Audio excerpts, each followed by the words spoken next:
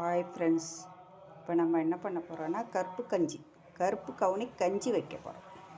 அதுக்கு கருப்பு கவுனி வறுத்து வச்சுருக்கேன், கோதுமை ரவை வறுத்து வச்சுருக்கேன், முழு பயறு வறுத்து வச்சுருக்கேன்,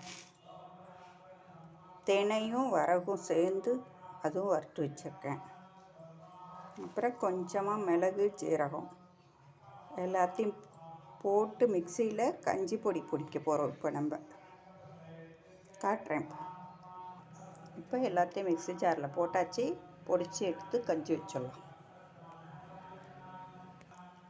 இப்போ நம்ம கஞ்சி பொடி ரெடி ஆகிடுது. இப்போ பொடியை தண்ணியில் கலந்துக்கலாம். நம்ம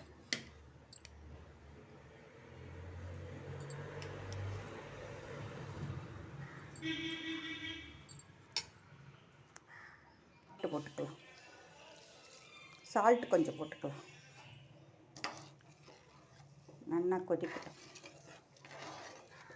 கொதிச்சதுக்கப்புறம் பார்க்கலாம். இப்போது நம்ம கருப்பு கவுனி கஞ்சி ரெடி ஆகிடுது.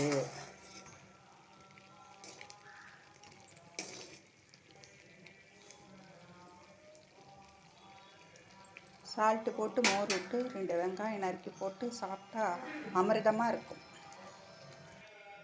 இப்போ நம்ம கருப்பு கவுனி கஞ்சி ரெடி ஆகிடுது. எல்லோரும் வீட்டில் பண்ணி பாருங்க, சூப்பராக இருக்கும், அமிர்தமாக இருக்கும் குடிக்கிறதுக்கு. ஓகே ஃப்ரெண்ட்ஸ், பாய்.